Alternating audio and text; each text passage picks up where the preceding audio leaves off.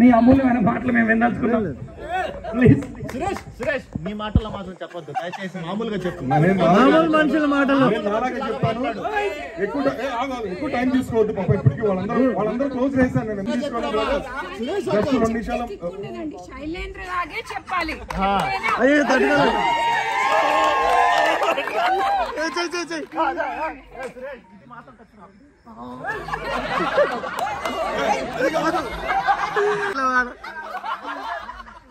సరే, టైం ఇప్పటికి చాలా లేట్ అయిపోయింది. నేను ఎక్కువ సమయం తీసుకున్నాను. సురేష్ ఇంకా లేట్ అయినా పర్లేదు, బాటిల్ ఇవ్వనంత కాలం ఎంతసేపు వెయిట్ చేస్తా.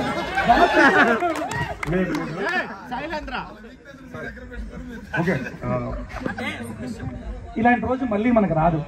ఓకేనా? తర్వాత మళ్ళీ కలవకపోవచ్చు, మీరు కలవచ్చు, మీరు మేము కలవచ్చు, బట్ మళ్ళీ చెప్తే మనకు ఉండదు అనుకుందాం. సో కొంచెం టైం స్పెండ్ చేస్తాం. ఎక్కువ టైం తీసుకున్నాం.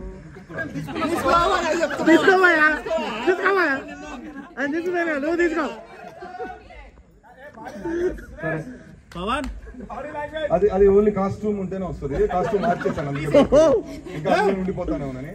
సరే, నన్ను అప్రోచ్ అయినప్పుడు ఫస్ట్ విలనా అనేసరికి నేనే కొంచెం ఆలోచించా. విలనా నన్ను చూస్తారా, ఫేస్ చూస్తే చాలా రాముడు మంచి పళ్ళు లాగా ఉంటుంది కదా,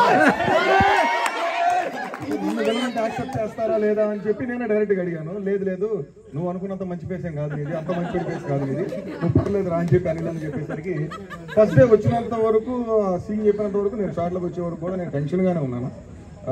ఏదైనా కొత్తగా చేస్తే బెటర్గా ఉంటుంది కదా, బాడీ లాంగ్వేజ్ కానీ.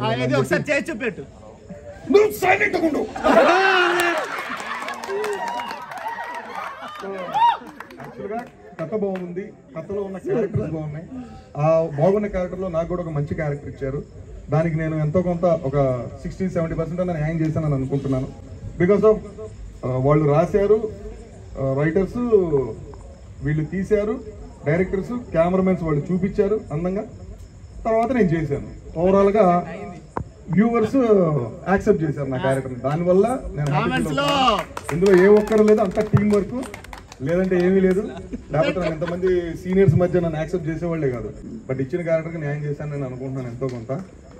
చిరాకులు పరాకులు అంటే జనరల్గా ఎక్కడైనా ఉంటాయి, ఫ్రెండ్స్ మధ్య ఉంటాయి, లవర్స్ మధ్య ఉంటాయి, మూడు పిల్లల మధ్య ఉంటాయి, అన్నీ ఉంటాయి.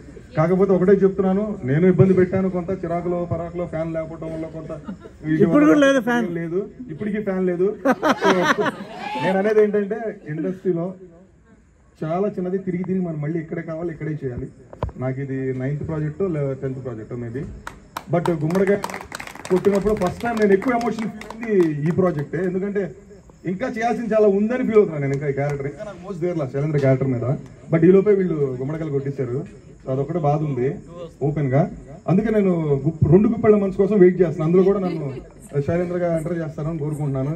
మీ ద్వారానే అడుగుతున్నా ప్రొడ్యూసర్ గారిని కూడా. డెఫినెట్గా గొడవలు ఉంటాయి, చిరాకులు పరాకులు ఉంటాయి, 3 పేళాల గొడవ లాంటిది. తెల్లారి ఎంత గొడవ పడ్డా నైట్ అయ్యేసరికి అందరం కలవాల్సిందే. డెఫినెట్గా నేను ఏదైనా ఎవరైనా ఇబ్బంది పెట్టాను, అందుకే డెఫినెట్గా సారీ చెప్తున్నాను. సో అది అంతటితోనే సారీ సార్. ఎవరైనా ఇబ్బంది పెట్టుంటే అంజీ గారు కానీ, డైరెక్టర్ గారు కానీ, కెమెరామెన్ గారు కానీ, చివరికి సెట్ వాళ్ళు కానీ, ప్రొడక్షన్ బాయ్స్ కానీ ఎవరైనా సరే డెఫినెట్గా మళ్ళీ అందరం కలిసి పర్ఫెక్ట్గా మళ్ళీ ఇంకో ప్రాజెక్ట్ చేస్తామన్న నమ్మకం నాకుంది. Thank you.